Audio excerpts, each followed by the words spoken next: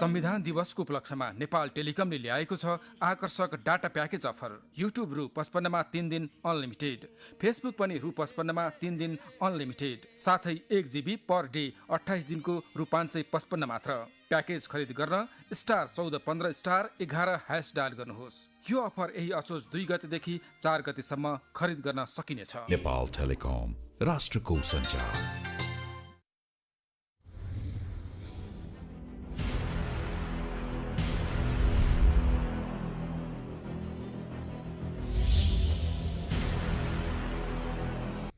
नमस्कार, प्रदेश नम्बर 1 डायरीमा यहाँहरूलाई हार्दिक स्वागत छ।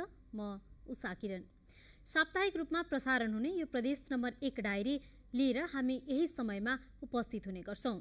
डायरी अन्तर्गत प्रदेश 1 मा भएका राजनीतिक, सांस्कृतिक, आर्थिक, पर्यटन लगायत विकास निर्माणका विभिन्न गतिविधिहरू प्रस्तुत गर्ने गर्छौं। साथै कोभिड-19 का गतिविधिहरूलाई पनि कार्यक्रमको विषयका रूपमा प्रस्तुत गर्ने गर्छौं। आज पनि हामी यिनै विविध विषयवस्तुहरूका साथ उपस्थित भएका छौं। अब आजको कार्यक्रमका विषयवस्तुहरू।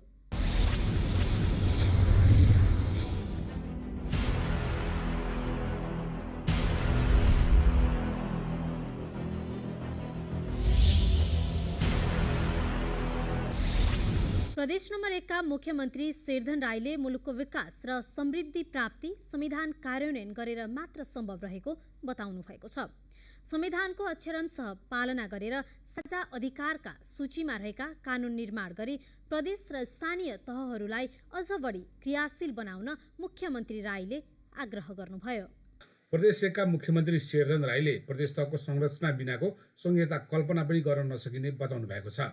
संविधान दिवसको अवसर पारेर विराटनगर स्थित मुख्यमन्त्री तथा मन्त्री परिषद कार्यालयमा सञ्चारकर्मीहरूसँग कुरा गर्दै मुख्यमन्त्री राईले 2 तहको सरकारबाट मुलुकको विकास र समृद्धि नहुने भएर नै 3 तहको सरकार र संहिता सहितको संविधान जारी भएको बताउनु भयो।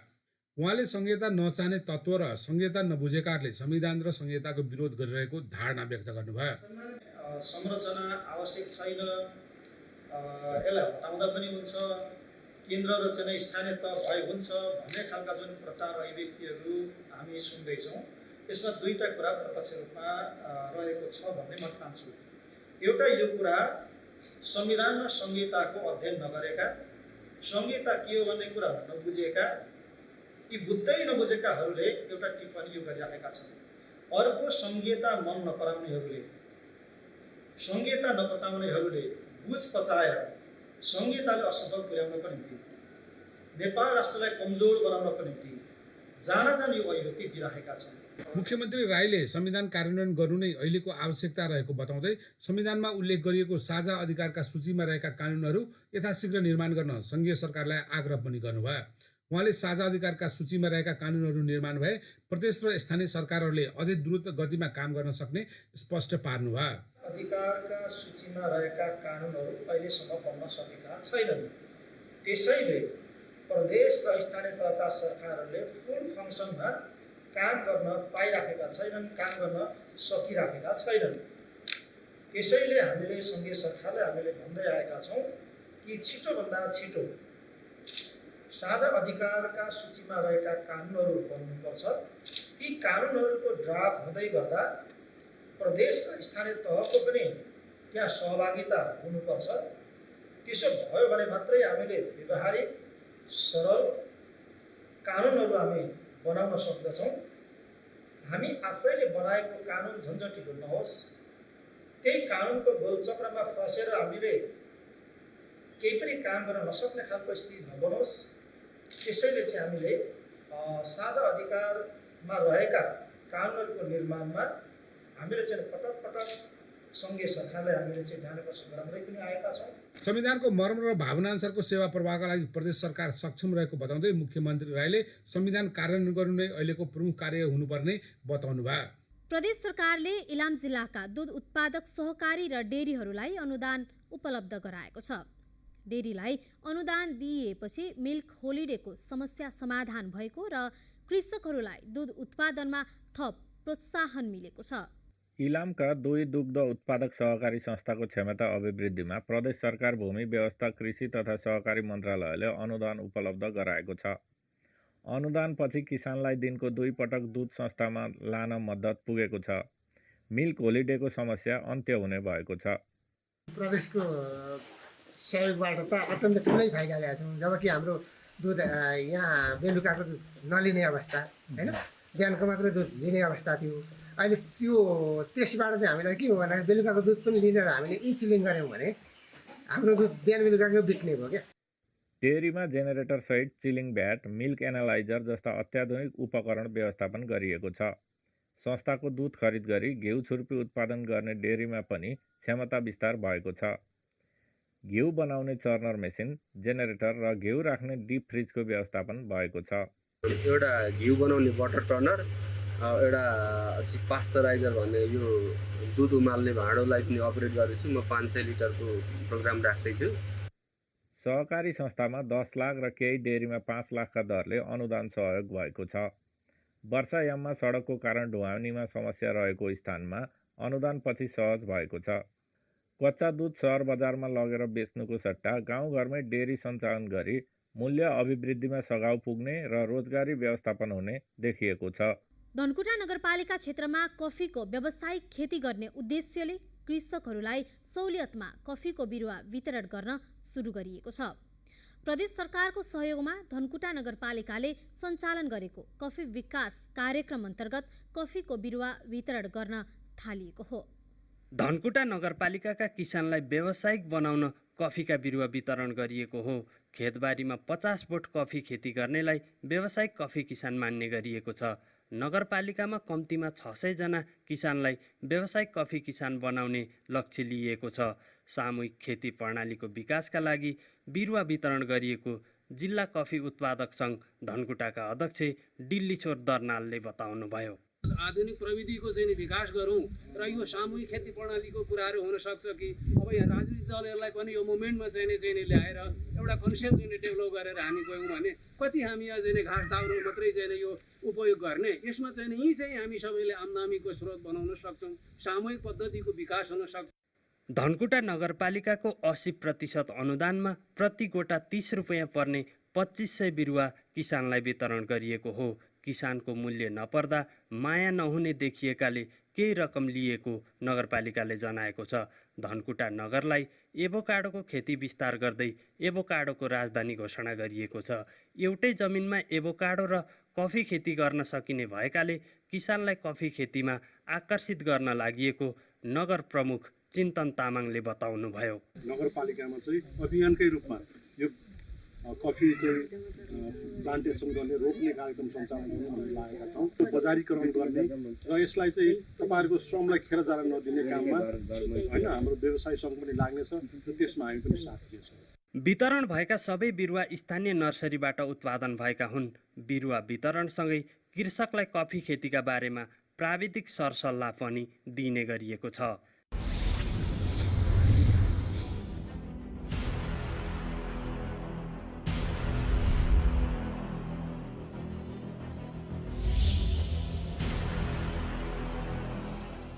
तपाईँ हाम्रो सचेतता, कोरोना भाइरस रोगको संक्रमण रोक्न अपनाऊ सतर्कता।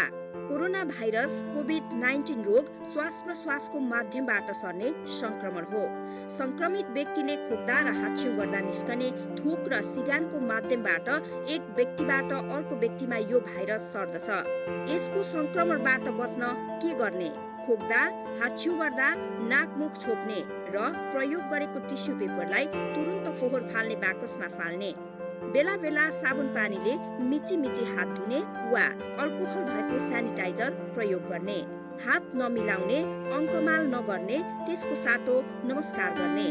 खोकी लागेको व्यक्तिबाट टाढा रहने र आफूलाई खोकी लागेको भए अरू व्यक्तिबाट टाढा बस्ने।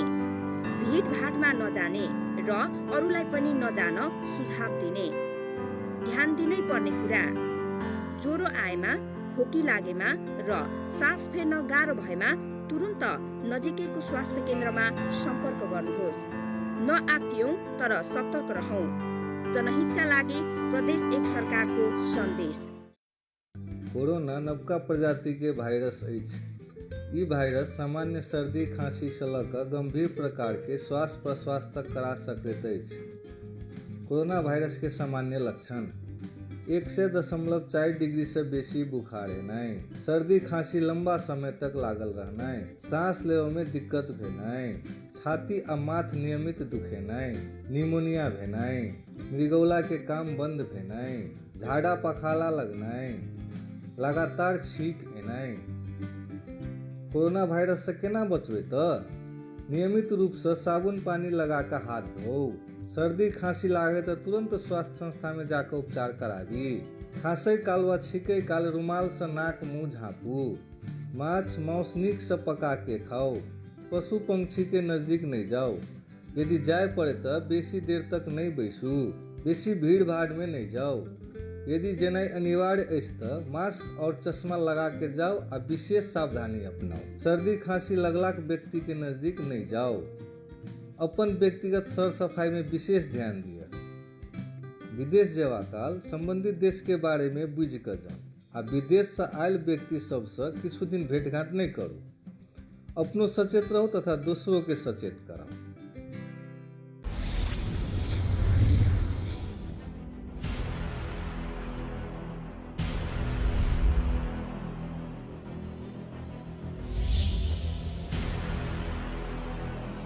भोजपुरको टेम्के मयुङ गाउँपालिकामा रहेको मानव निर्मित 5 धारे पोखरी प्रचार प्रसारको अभावमा ओझेलमा परेको छ। ऐतिहासिक महत्वको 5 धारे पोखरीको संरक्षण गरेर पर्यटकीय स्थल बनाउन स्थानीयले प्रदेश र संघीय सरकारसँग माग गरेका छन्। ऐतिहासिक 5 धारे पोखरी पछिल्लो समय ओझेलमा परेको छ। प्रचार प्रसार तथा संरक्षणको अभावमा पोखरी ओझेलमा परेको स्थानीयको गुनासो छ। विक्रम सम्वत 1844 सालमा धनगञ्ज राईले स्थापना गरेको यो पोखरी स्थानीय तथा सरकारवाला निकायले व्यवस्था गर्दा जिन बनेको हो। पर्यटकीय स्थल टेम्के डाँडाको काखमा पर्ने यो पोखरीको संरक्षण तथा प्रचार प्रसार गर्न सके सयौंको संख्यामा पर्यटक भित्राउन सकिने स्थानीयको भनाइ छ। स्थानीय नवराज माङपाहाङ राई अलिकति ओझलमै परेको हो, किनभने त्यत्रो हाम्रो लेखर्कको टेम्केमैको पहिचान हेर्नुहोस् न, पत्तर हेर्नुहोस्, यसको हेर्नु प्लास्टिकले भरेको हेर्नुहोस्, यसको संरचना हेर्नु, कुनै धारा चलिरहेको छ त? कुनै पनि धारा चलेको छैन। खोटाङ जिल्लाको सिमानामा पर्ने 5 धारे डाँडाबाट निकै मनमोहक दृश्य देख्न सकिन्छ। नयाँ वर्ष तथा विभिन्न अवसरहरूमा यस क्षेत्रमा पिकनिक खान आउने मानिसहरूको भिड नै लाग्ने गर्दछ। तर पछिल्लो समय यस्ता ऐतिहासिक धरोहरहरूको संरक्षण नगर्दा ओझेलमा परिरहेका छन्। यस्ता धेरै पर्यटकीय क्षेत्रको प्रचार प्रसार तथा संरक्षणका लागि गुरु योजना बनाएर लाग्ने स्थानीय तहले बताउने गरेको छ। वडा अध्यक्ष गणेश कुमार राई पर्यटन क्षेत्रमा पनि एउटा भविष्य बोकेको ठाउँ भएकोले यसलाई चाहिँ सबै पक्षबाट चाहिँ चासो दिनु अति आवश्यक देखिन्छ। सरकारवाला पक्षले यसको विकाससँगै प्रचार प्रसारमा ध्यान दिनुपर्ने स्थानीयको भनाइ छ। प्रदेश सरकारको सहयोगमा झापाको कमल गाउँपालिकामा बङ्गुरको दाना उत्पादन गर्ने मेसिन सञ्चालन गरिएको छ। उन्नत र व्यावसायिक बङ्गुर पालनमा किसानहरूलाई सहजीकरण गर्नका लागि प्रदेश सरकारको 1 करोड रुपैयाँ अनुदान र कृषकहरूको 25% लगानीमा दाना उत्पादन मेसिन जडान गरिएको हो। लामो लकडाउनले समस्यामा परेका बङ्गुर पालक किसानलाई अब स्थानीय स्तरमै दाना उत्पादन गर्न थालिएको छ। प्रदेश सरकारले अघिल्लो आर्थिक वर्षमा दिएको 1 करोड रुपियाँ अनुदान रकमबाट प्रदेशमै राम्रो बङ्गुर पालन गर्दै आएको कमल वडा नम्बर 4 मा सञ्चालित कुलुङ बङ्गुर फार्ममा दाना उत्पादन थालिएको छ। फार्म सञ्चालक सञ्जीव राई 25% आफूले लगानी गर्ने पनि 75 सरकारबाट आएको। त्यसमा ट्याक्स काट्दा ओर्दा 96 लाख समथिङ चाहिँ सरकार 1 नम्बर प्रदेशले निर्माण कार्यक्रममा र मेसिनरी इक्विपमेन्ट खरिदमा चाहिँ उपलब्ध गराउनु भएको थियो। लकडाउनका कारण उचित दाना र औषधि उपचार नपाएर झापामा धेरै किसानले क्षति बेहोर्नु पर्यो। केही किसानले क्षति बापत राहत अनुदान समेत प्राप्त गरेका छन्। तर हाल आएर स्थानीय स्तरमै दाना उत्पादन उद्योग सञ्चालनमा आएसँगै उन्नत जातका बङ्गुर पालनमा किसानको आकर्षण बढ्न थालेको छ। यसबाट अब राम्रै आम्दानी हुँदै गएपछि अहिले अलिक व्यवस्थित गर्दै लगिरहेको छु। गर्दै लाँदाखेरि राम्रै हुने रहेछ भन्ने हिसाबले सन्तुष्टि नै एकदम राम्रै छ। बजार बन्द हुनसाथ दाना अवसर पसारमा समस्या भोग्दै आएका किसानलाई अब धेरै सहज हुने भएको छ। दानाको अभावले पेसाबाट क्षति बेहोर्नु पर्ने अवस्था स्थानीय स्तरमा हुन नदिने बङ्गुर व्यवसायी संघ प्रदेश नम्बर 1 का अध्यक्ष समेत रहनुभएका फार्म सञ्चालक राईले बताउनुभयो। धेरै सहज हुन्छ। किनभने अब कुलुङ बङ्गुर फार्मले सुरु गरेर नि अब उन्नत जातको बङ्गुरहरू पनि सुरु गरे र दानामा कसरी अब दाना खुवाएर चाहिँ बङ्गुर मासुमा उत्पादन गर्न सकिन्छ भन्ने अनुसन्धान मैले सुरु गरिसकेको छु। प्रदेश नम्बर 1 मा मुख्य 4वटा जिल्लामा 800 भन्दा धेरै किसानले उन्नत जातको बङ्गुर पालनलाई जोड दिँदै आएका छन्। झापामा पछिल्लो समय 100 भन्दा धेरै फार्म तथा किसानले व्यावसायिक रूपमा उन्नत जातको बङ्गुर पालनबाट राम्रो आमदानी समेत गर्दै आएको उनीहरूले बताएका छन्। प्रदेश सरकारको सहयोगमा पाँचथर जिल्लामा उच्च पदस्थ व्यक्तिहरूको वासका लागि अतिथि आवास गृह निर्माण गरिएको छ। पाँचथर जिल्लामा नै पहिलो पटक अतिथि आवास गृह बनाइएपछि विशिष्ट व्यक्तिहरूलाई आवासको समस्या नहुने र सरकारको अतिरिक्त खर्च समेत जोगिने भएको छ।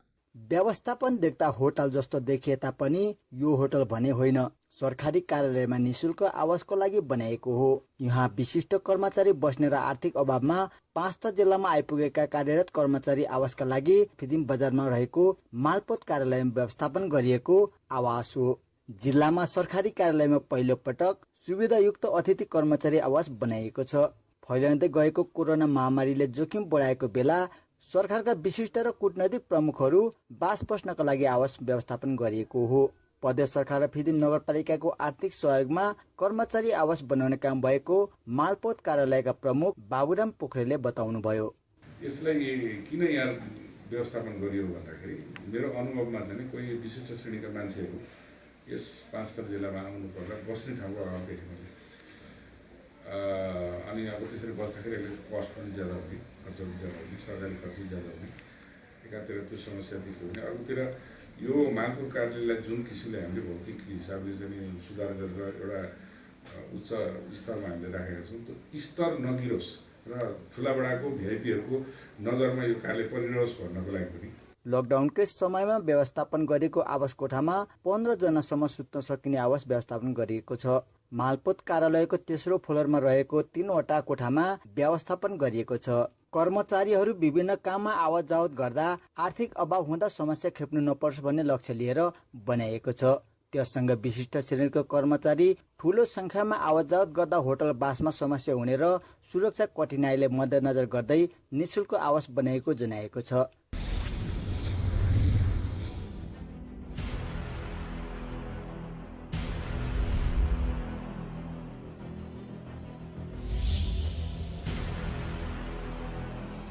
तपाई हाम्रो सचेतता, कोरोना भाइरस रोगको संक्रमण रोक्न अपनाऊ सतर्कता।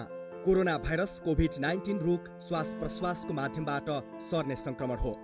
संक्रमित व्यक्तिले खोक्दा र हाच्छिउ गर्दा निस्कने थुक र सिँगानको माध्यमबाट एक व्यक्तिबाट अर्को व्यक्तिमा यो भाइरस सर्दछ। यसको संक्रमणबाट बच्न के गर्ने?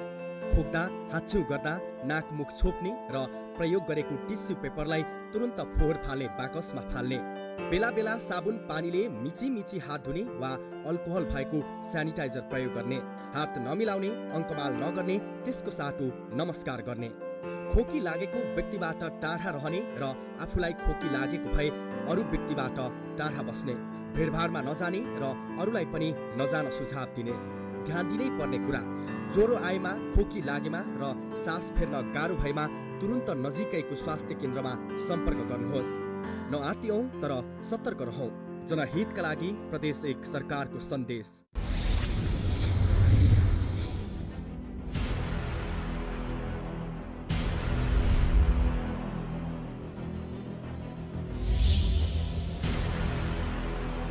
आयुर्वेदिक औषधि उत्पादन र विकासका लागि प्रदेश सरकारको सहयोगमा सेवा विस्तार गरिएपछि इलामको मेची आयुर्वेद औषधालयले पहिलो पटक नाफा आर्जन गरेको छ। न्यून शुल्कमा उपचारात्मक सेवा समेत दिँदै आएको मेची आयुर्वेद औषधालयबाट धेरै सर्वसाधारणहरूले जटिल रोगको उपचार पाउँदै आएका छन्। मेची आयुर्वेद औषधालयको स्तर उन्नतिपछि 1 वर्षमा 10,039 जना बिरामीले सेवा लिएका छन्। प्रदेश नम्बर 1 सरकारले अस्पतालमा स्तर उन्नति गर्न सेवा विस्तार गरेपछि नेपाल र भारतका जटिल रोगीको औषधालयमा उपचार हुँदै आएको छ। न्यून शुल्कमा सेवा प्रदान गर्दै आएको औषधालयमा ढाड, कम्मर, घुँडा, नसा चेपिएको, पेट, टाउको सम्बन्धीको उपचार सेवा विस्तार भएको थियो।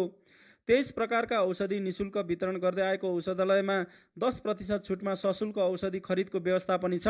औषधालय व्यवस्थापन समितिले आर्थिक वर्ष 2076-77 मा छुटमा औषधि बिक्रीबाट 1,33,000 र उपचारात्मक सेवाबाट 3,50,000 नाफा गरेको तीर्थ आचार्यले बताउनुभयो। थेरापी लगायत सबै सेवाहरूको लागि त्यसका लागि आवश्यक पर्ने जनशक्तिको पर्याप्त व्यवस्था छ, राम्रो चिकित्सकहरूको व्यवस्था छ।